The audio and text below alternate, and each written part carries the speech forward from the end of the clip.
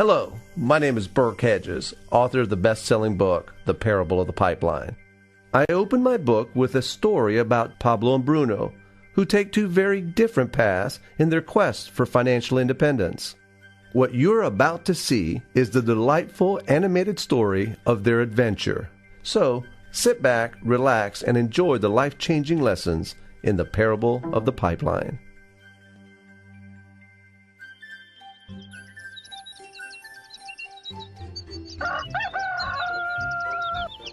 Far away, in a small village, near a beautiful valley, lived two friends, Pablo and Bruno. They were both young and dreamed of a better life for themselves. They'd often discuss their dreams about how they would become the most successful men in the village. They weren't afraid of hard work, and they searched for opportunities to help realize their goals and achieve their dreams. One day, an opportunity presented itself.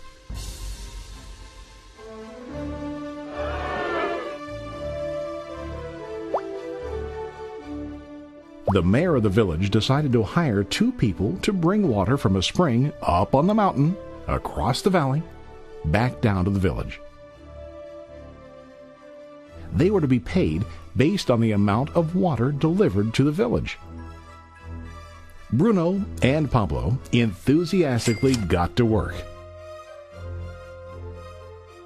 Every day, from morning till evening, they carried buckets to and from the spring. They worked hard, carrying water to the village.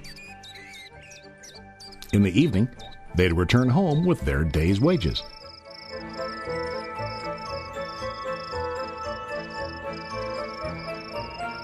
Bruno was satisfied with his work and the money he earned.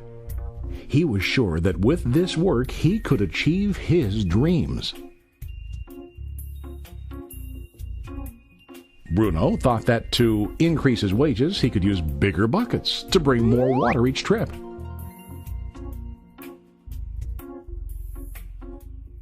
He believed with a larger income he would soon be able to buy a cow and the house that he dreamed about.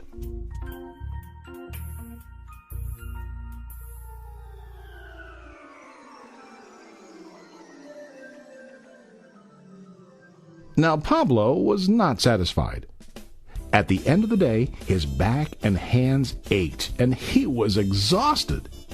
He was looking for an easier way to earn more. One day an idea occurred to Pablo.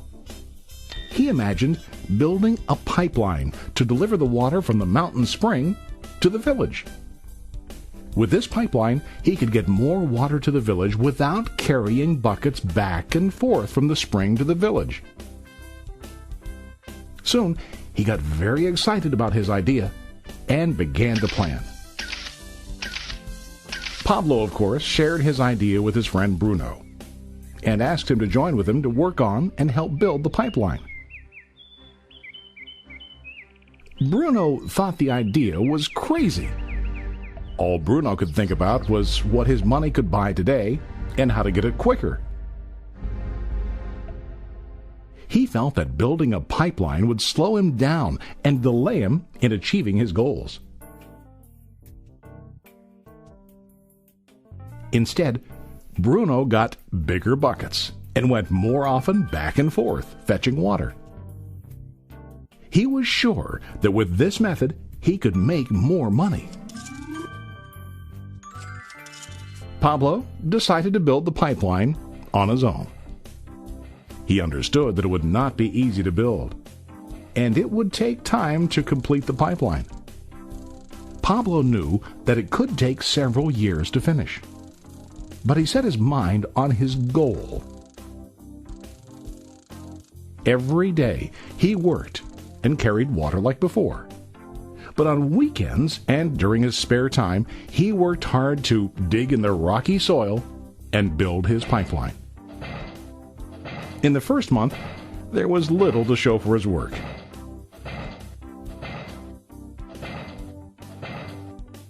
Bruno and the villagers laughed and teased him. They called him Pablo the Pipeline Man. During this time, Bruno's income doubled. He already bought a cow and a bigger house. His lifestyle changed.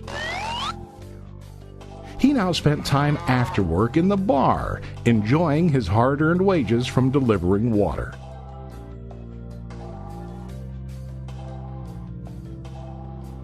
What Bruno didn't realize was that his body was starting to stoop from carrying the heavy buckets every day.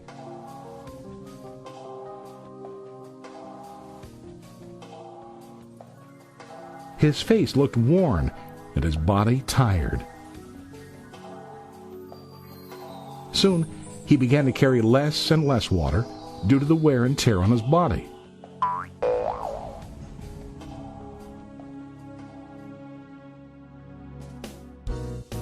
Month after month, Pablo worked.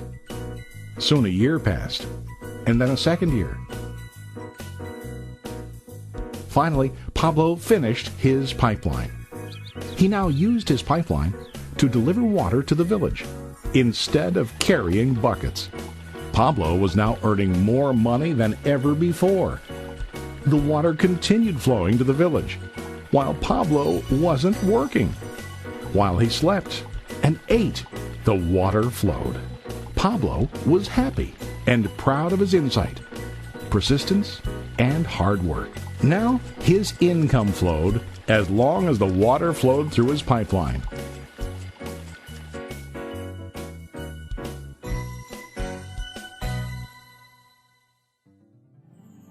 The story of Bruno and Pablo is a reflection of life.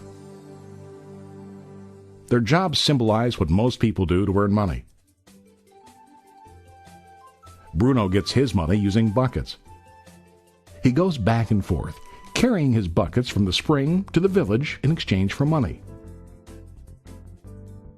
To increase his income, he either has to go more frequently to the spring or to use larger buckets. It's common in real life to increase our income by working harder. For example, working overtime or getting a second job.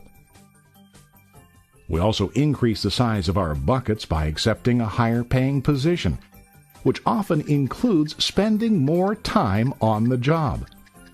Most of us exchange time for money like Bruno. We know that every person has only 24 hours in the day and that it's not possible to use all our time to work. The most difficult time comes when we can no longer exchange time for money due to age, health, or other reasons. Then, our income stops. Now let's review what Pablo did.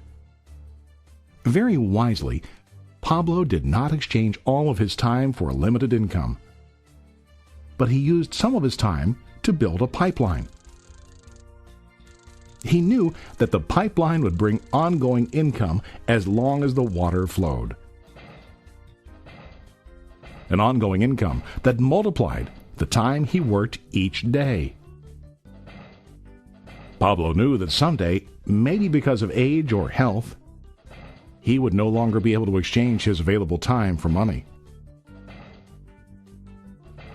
Pablo knew that if he could make his idea of a pipeline work, then he only has to do the hard work of building the pipeline. After the pipeline was completed, Pablo was able to monitor and maintain the flow of water to ensure that his income will continue. Pablo has shown us that to earn an income, we don't always have to directly exchange time for money. There really are better ways.